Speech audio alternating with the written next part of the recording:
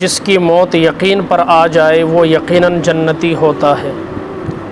حضرت ابو ہریرہ رضی اللہ تعالی عنہ روایت فرماتے ہیں کہ ایک سفر غزوہ تبوک میں ہم حضرت صلی اللہ علیہ وسلم کے ساتھ تھے۔ لوگوں کا زاد راہ ختم ہو گیا تھا، حتیٰ کہ نوبت اس کی آ گئی تھی کہ ان میں کسی نے تو اپنی اونٹنی ذبح کرنے کا بھی ارادہ کر لیا تھا۔ حضرت عمر رضی اللہ تعالی عنہ بولے، یا رسول اللہ صلی اللہ علیہ وسلم، کاش آپ لوگوں کا باقی ماندہ زاد راہ منگا کر ایک جگہ جمع کر لیتے، پھر اس میں دعائے برکت فرما دیتے تو بہتر ہوتا۔ آپ نے ایسا ہی کیا۔ راوی کہتا ہے جس کے پاس گیو تھا وہ گیو لے آیا، جس کے پاس کھجوریں تھی وہ کھجوریں لے آیا۔ مجاہد رحمہ اللہ کہتے ہیں جس کے پاس کھجوروں کی گٹھلیاں تھیں وہ اپنی گٹھلیاں ہی لے آیا۔ میں نے پوچھا بھلا گٹھلیاں ان کے کس کام آتی تھیں؟ انہوں نے کہا انہیں ہم چوس لیتے اور اس پر پانی پی لیا کرتے تھے۔ آپ نے ان میں دعا برکت فرمائی، پھر اتنی برکت ہوئی کہ لوگوں نے اپنے اپنے ناشتہ دان بھر لیے۔ اس کے بعد آپ نے فرمایا میں گواہی دیتا ہوں کہ خدا کوئی نہیں مگر ایک اللہ، اور اس بات کی بھی کہ میں اس کا پیغمبر ہوں۔ جو شخص کسی شک و تردد کے بغیر ان دو باتوں کی گواہی دیتا ہو خدا تعالیٰ کے حضور میں حاضر ہوگا، وہ ضرور جنت میں جائے گا۔ حضرت ابو ہریرہ رضی اللہ تعالیٰ عنہ سے روایت ہے کہ بلال رضی اللہ تعالیٰ عنہ اذان دینے کھڑے ہوئے، جب فارغ ہو گئے تو رسول اللہ صلی اللہ علیہ وسلم نے فرمایا جو شخص یقین کے ساتھ یہ کلمات کہے وہ یقیناً جنت میں جائے گا۔ عبداللہ بن حبشی سے روایت ہے کہ رسول اللہ صلی اللہ علیہ وسلم سے دریافت کیا گیا کہ عملوں میں کون کون سے عمل سب سے بہتر ہیں؟ آپ نے فرمایا ایسا ایمان جس میں ذرا شک نہ ہو، ایسا جہاد جس میں ذرہ برابر خیانت نہ ہو، اور ایسا حج جس میں کوئی جنایت نہ کی جائے۔ اس کے بعد اس نے پوچھا اور نماز کون سی افضل ہے؟ فرمایا جس میں قیام لمبا ہو۔ عثمان رضی اللہ تعالیٰ عنہ سے روایت ہے کہ رسول اللہ صلی اللہ علیہ وسلم نے فرمایا جو شخص اس یقین کے ساتھ مر جائے کہ خدا کوئی نہیں مگر اللہ، وہ یقیناً جنت میں جائے گا۔ آپ اندازہ کریں کہ کس طرح سے یہ دین ہم تک پہنچا ہے، گٹھلیاں چوس کر۔ ایک غزوے کے لیے آپ علیہ الصلوۃ والسلام نے ایک لشکر کو بھیجا تو جو زادیرہ تھا وہ ختم ہو گیا، پھر کھجور کی گٹھلیاں چوس چوس کر وہ گزارا کرتے رہے۔ جب صحابی نے یہ واقعہ بیان کیا تو شاگرد جو تھا اس نے کہا کہ ان کھجور کی گٹھلیوں سے کیا ہوتا تھا؟ کہا اس کی بھی قدر اس وقت آئی جب وہ گٹھلیاں بھی نہ رہیں، پھر پتہ چلا کہ گٹھلی کتنی قیمتی تھی۔ پھر اللہ تعالیٰ نے دریا کے کنارے عنبر نامی مچھلی جو ہے وہ اللہ تعالیٰ نے ان کے لیے بھیج دی، جس کے ڈھانچے کو دو روایتیں آتی ہیں، مختلف انداز سے بیان کیا گیا ہے کہ جو اس کے اندر کا ڈھانچہ تھا اسے یوں کھڑا کیا گیا اور سب سے بلند آدمی کو اونٹ کے اوپر بٹھایا گیا اور اس کے اندر سے گزارا گیا، تو اس بندے کا سر جو ہے وہ ان ڈانچوں کے ساتھ نہیں ٹکرایا۔ اتنی بڑی آپ اندازہ کریں۔ اور ایک میں آتا ہے کہ اس کی جو آگ تھی، آگ کا جو گولائی ہے اس کے اندر بیٹھ کر کئی صحابہ نے کھانا کھایا۔ اتنی بڑی مچھلی اللہ تعالیٰ نے ان کے لیے بھیج دی، لیکن قربانی کے بعد۔ آج تو ہمارے لیے اے سی لگے، مسجدیں ہیں، گھروں کے اندر تمام سہولیات موجود ہیں، ساری چیزیں ہیں۔ اب آپ بازار جائیں، پاؤں رکھنے کی جگہ نہیں۔ اچھا ٹکا لینے کے لیے آدھا گھنٹہ کھڑے ہوں گے، لیکن انہوں نے کسی نے نماز نہیں پڑھی۔ کتنے منٹ لگے آپ اندازہ کریں، 15 منٹ ابھی نہیں ہوئے، لیکن وہاں گھنٹوں کھڑے ہوتے ہیں، رش اتنا ہے، لیکن دین کے لیے نہیں، چونکہ ہم اپنا ماضی بھول گئے۔ اور جو قومیں اپنا ماضی بھول جاتی ہیں وہ کبھی بھی ترقی نہیں کرتی، یاد رکھیں۔ جو اپنی تاریخ یاد نہیں رکھتی، تاریخ انہیں یاد نہیں رکھتی، قصہ پارینہ بنا دیتی۔ اس لیے امام شافعی فرماتے 40 سال میں اللہ والوں کی خدمت میں رہا، دو چیزوں نے مجھے نفع دیا۔ کتنی چیزوں نے؟ دو چیزوں نے، کہ وقت کی قدر کرو، وقت ایک تلوار ہے، تم اسے کاٹو ورنہ وقت تمہیں کاٹ کر رکھ دے گا، اور دوسرا حق کے ساتھ مشغول رہو ورنہ باطل تمہیں اپنے ساتھ مشغول کر دے گا۔ اور جڑے بابے نماز پڑھن نہیں آتے پورا دن تاش کٹی جاندے، مشغول ہے نا، بھائی کچھ تو کرنا ہے نا، ایسے ہاتھ ہو کر کے تو نہیں بیٹھنا، یا کسی کی غیبت کریں گے یا چغلی کریں گے اور یا تاش کھیلیں گے، کچھ نہ کچھ تو کرنا ہے۔ جو ذکر نہیں کرے گا چغلی کرے گا، نماز نہیں پڑھے گا کہیں بیٹھ کر تاش کھیلے گا، یا کوئی اور اپنی دنیاوی مشغولیت کے اندر ہوگا جو پکڑ کا تو سبب بنے گا لیکن ثواب کا سبب نہیں بنے گا۔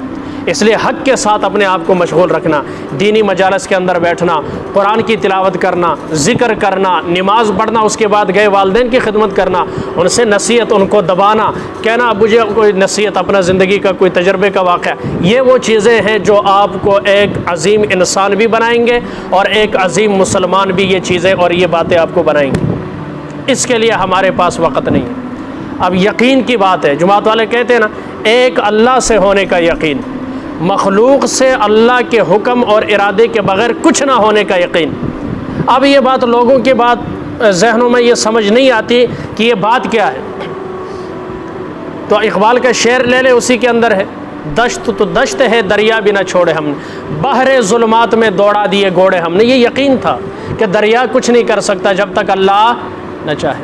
ہم بھی اللہ کی مخلوق، دریا بھی اللہ کی مخلوق، ہم افضل ہیں، دریا افضل نہیں ہے، اور ہم جو کام کرنے جا رہے ہیں وہ اس سے بھی زیادہ افضل ہے۔ لہٰذا ہم نے اللہ کے دین کو پھیلانے کے لیے جانا ہے، سمندر ہمارے راہ میں رکاوٹ کیسے ہو سکتا ہے؟ یقین تھا، اللہ کی ذات پر یقین تھا، دریا کی تباہی پر یقین نہیں تھا۔ حضرت عمر کو یقین تھا اللہ کی ذات پر، خط پر یقین نہیں تھا، اللہ کی ذات پر یقین تھا۔ دریا چلتا ہے تو چل، تو بھی اللہ کی مخلوق ہے، نہیں چلتا تو ہر سال تو ایک خوبصورت لڑکی ماں باپ کی اکلوتی سونے سے لدی ہوئی تیرے اندر پھینکتے، یہ رسم بد اسلام میں نہیں چلے گی۔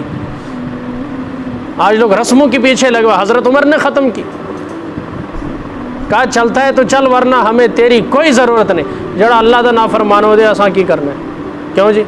جو دریا اللہ کی نہیں مانتا اس کا ہم نے کیا کرنا؟ اس کے پانی سے، اس کے پانی میں کیا برکت ہوگی؟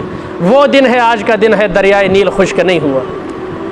عمل یقین کتنا ہے حضرت عمر کو؟ میری چادر لے جاؤ، آگ کو بگاؤ۔ حضرت تمیم داری چادر مارتے رہے، آگ بھاگتی رہی، زمین ہل رہی ہے، حضرت عمر کوڑا مار کر کہتے ہیں یقین ہے نا اللہ کی ذات پر، اور اپنے انصاف پر بھی یقین ہے کہ میں نے جہاں تک مجھے معلوم ہے نا انصافی نہیں کی۔ فرات کے کنارے اگر کتا پیاس سے مر جائے، پوچھ عمر سے ہوگی، یوں حکمرانی کی، مار کر کا کیا عمر تیرے اوپر انصاف نہیں کرتا؟ پھر حضرت عمر کے ہوتے ہوئے کبھی زلزلہ نہیں آیا۔ اسے کہتے ہیں یقین۔ یہ یقین آج ہمارے پاس نہیں ہے۔ ہم مولوی صاحب پتہ نہیں کیڑی گلاں کرتے ہو، یہ بات ہے، کیڑی گلاں کرتے ہو، کیا مطلب ہے بابا؟ آج بھی کتنے لوگ ہیں، یہ ملتان کا ایک بابا تھا، حج کرنے گیا، سوٹی کے ساتھ تھا، اینک لگی ہوئی تھی، وہاں جا کر عشق کے اپنے اپنے انداز ہے، کہندا یا اللہ اس بڑھاپے چیدہ بوجھ میرے کو نہیں چکن ہوتا، اینک پکڑی توڑ کر پھینک دی، مجھے صحیح نظر چاہیے جیسے پہلے تھی، سوٹی توڑ کر پھینک دی، مجھے اس کا سہارا نہیں چاہیے، ابھی تک بغیر سوٹی کے چل رہا ہے، بغیر اینک کے چل رہا ہے۔ یقین۔ حجاج بن یوسف طواف کر رہا ہے، یقین کی بات ہو رہی ہے، دیکھا ایک بابا نابینا، یا اللہ آنکھیں دے دے، یا اللہ جی نابینا ہوتے حافظ جی جنہوں اسی آنے ہیں، ٹھیک ہے۔ اچھا حجاج بن یوسف رک گیا اچانک نا، بس اس کی قسمت تھی، کہتا بابا جی کب سے دعا مانگ رہے ہو؟ کئی سال بتائے، 20 سال 30 سال دعا مانگ رہا ہوں، قبول نہیں۔ بابا جی کہتا ہاتھ لائے تھے کہ یہ تلوار ہے، کہتا بابا جی میرے 7 چکر پورے ہون تک تینوں اکھا نانا لبیاں، یہ تلوار تے تیری گردن ہے کون؟ حجاج بن، نام تو پورے دبدبا تھا اس کا، گورنر تھا وہ، دل سے دعا مانگنی شروع کر دی، ابھی 3 چکر پورے نہیں ہوئے، آ کر دیکھا بابا جی کو آنکھیں مل گئیں، ایک لگا کر کہا کئی 30 سال سے تجھے ادھر سے اوپر، یا اللہ آنکھیں دے دے۔ ابھی موت جب سامنے آئی، دل سے یقین کے ساتھ اللہ کو پکارا ہے، اللہ قبول کرتا ہے کہ نہیں؟ ملی کہ نہیں آنکھیں؟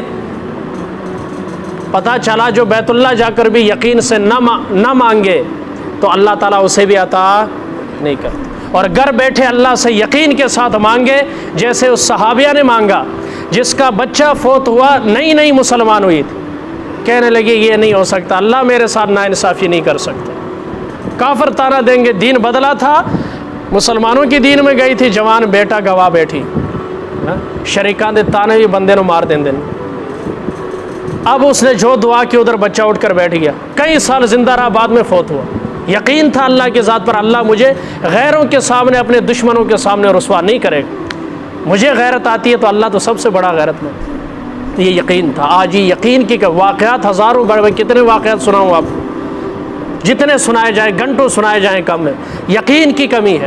ہم یہ یقین کریں دینے والی ذات اللہ کی، کام بنانے والی ذات اللہ کی، میرے کمانے سے کچھ نہیں، جے اللہ پوری نہ کرے تو کہ ہمیں پوری پوے گی۔ جڑے بندے نے دیکھو یہ قسم اٹھا کر کہتا ہوں، پلازے کا مالک ہے، جا کر پوچھو اتنا ہی پریشان ہے جتنا ریڈی والا پریشان۔ تیرے پلازے دا مالک ہوندہ فائدہ کی ہوئے، تیرے تھلے پراڈو فائدہ کی ہے، وہ بھی پٹے گا۔ اور تیل مہنگا ہو گیا تو غریب جو پٹرول ڈالتا ہے اپنے موٹر سائیکل میں وہ بھی روئے گا کہ پٹرول مہنگا ہو گیا، رونا دونوں کا برابر ہے۔ فائدہ کیا ہوا اس دولت کا؟ جب تک اللہ کی طرف نہیں جائیں گے۔ اللہ والے پر مصیبت آئی، لوگ بڑا اچھا اس کے یہاں دانہ نکلا ہوا، لیکن آخر تک کسی کو پتہ نہیں چلا کہ یہ تکلیف میں ہے۔ جب کوئی اس سے پوچھتا شکر الحمدللہ، جس حال میں رکھا ہے شکر، یوں شکرانے کے طور پر، چونکہ ہم بھی اسی ماحول میں، ہم بھی اس ماحول کا شکار ہو جاتے ہیں، عدم یقین کا شکار ہوتے ہیں۔ تو اللہ تعالیٰ سے دعا اللہ تعالیٰ ہمیں کامل یقین نصیب فرمائے اپنی ذات پر، بے یقینی سے اللہ ہم سب کو محفوظ فرمائے، اور کلمے کے جو تقاضے ہیں اللہ کے احکامات کو ماننا، نبی کے طریقوں پر چلنا، اس پر چلتے ہوئے اللہ کے حکموں کو مانتے ہوئے، گمراہی سے، نفس اور شیطان کے بہکاوے سے بچتے ہوئے اللہ ہم سب کو زندگی گزارنے کی توفیق عطا فرمائے۔